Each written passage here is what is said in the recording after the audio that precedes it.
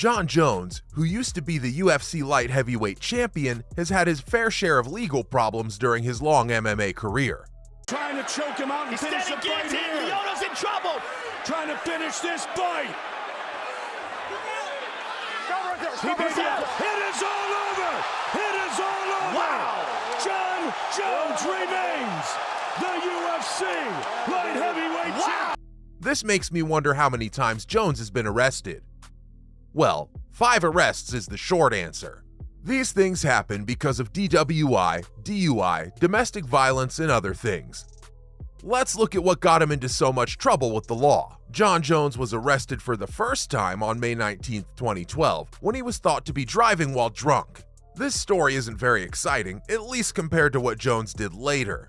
Jones was in an accident with only one car in Binghamton, New York. It was said that the UFC star was arrested after he crashed his Bentley into a pole. Jones was the only person hurt, and he only suffered from minor injuries. Jones pled guilty to a misdemeanor charge of driving while drunk after this happened. He was eventually given a $1,000 fine, told to put locks on his car's ignitions, sent to a group for victims, and had his license taken away for 6 months. April 2015, leaving an accident scene. Arguably Jones's biggest and most well-known legal battle happened on April 26, 2015, when he was hit by a car and the driver took off. Sherdog says that the arrest warrant from the Albuquerque Police Department said that Jones ran a red light in a rented car and crashed into a car driven by a pregnant woman. Jones is then said to have left the scene of the crime before coming back for a short time to grab some cash. After he got the money, he left the scene for good. In the accident, the woman broke her arm. Later, police found drug-related items in the car that Jones was driving. Jones was charged with a felony at first because he'd left the scene of a crime. The crime was a felony because the victim was hurt very badly. Jones finally pleaded guilty to a felony charge of leaving the scene of an accident, but he didn't have to go to jail because he was given a conditional discharge. Jones got 18 months of probation and community service for his crime. Jones was arrested again because he'd broken his probation after the hit and run. Jones was pulled over on March 24, 2016 in Albuquerque, New Mexico for allegedly drag racing. Jones was given tickets at the traffic stop for drag racing, showing off, weaving, not having his license plate in the right place, and changing his exhaust pipe. 5 days after that, Jones was arrested for breaking his probation. After the body cam footage of the traffic stop was made public, this event got a lot of attention on social media. In this video, Jones strongly denied that they were drag racing. Jones took a deal in which 3 of the 5 charges against him were dropped. He admitted that he'd broken the law by changing his exhaust system and by not putting his license plate in the right place. All the charges against him were dropped. Jones also had to go to a school for aggressive drivers, do community service, and pay a $143 fine. Jon Jones was able to stay out of trouble for a number of years until a car got him in more trouble with the law. On March 26, 2020, KOAT, an Albuquerque news station, said that officers were sent to the scene of gunshots. In the end, the police found Jones inside a running car. The former champion said that he drove before he talked to the police. When the officers saw signs of drunkenness, they gave the person a breathalyzer. Jones blew over twice the legal limit on the test. Officers found a gun and a half-empty bottle of Recuerdo in Jones's car after they were arrested for drunk driving. Jones was charged with driving while intoxicated, negligent use of a deadly weapon, having an open container of alcohol, and driving without proof of insurance when he was taken into custody. Again, Jones took a deal in which most of the charges against him were dropped. He admitted to driving while intoxicated, and the other charges were dropped.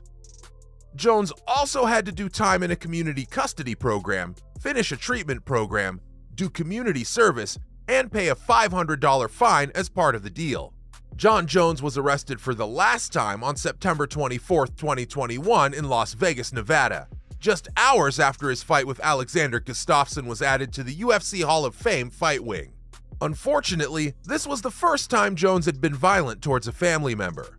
TMZ said that a hotel security guard called the police about a possible case of domestic violence. It said that Jones's fiancée asked the guard for help, but she wouldn't come back from her hotel room.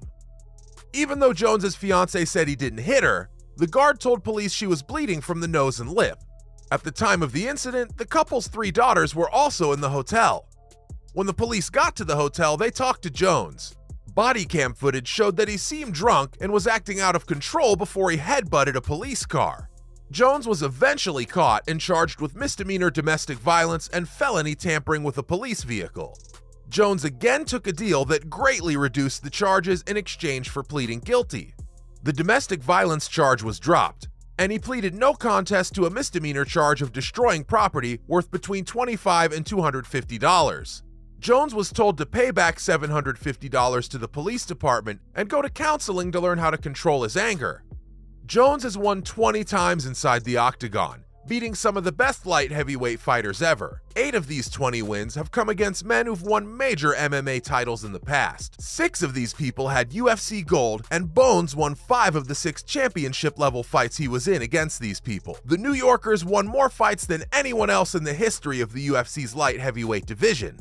He's also done this against some of the best fighters of his time. 71% of the time, UFC gold was on the line. Men like Chuck Liddell, Anderson Silva, and Georges St. Pierre were once called the best fighters of all time, and it seemed like that would never change, until it did. Jones's time on the top could end sooner rather than later for a number of reasons. First of all, the former 205-pound champion has failed 2 previous USADA drug tests.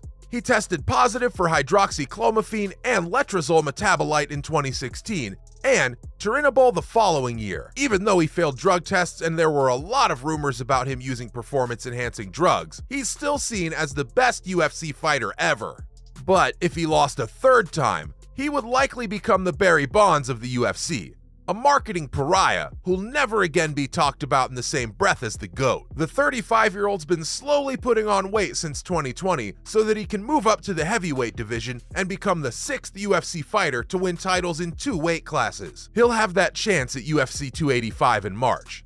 On paper, he has more than enough skills to get there, but if he loses, St. Pierre would have more proof that he is the real UFC GOAT. Since he was able to win titles in 2 divisions and has only 1 more loss than Jones in the UFC, he's a strong contender. He's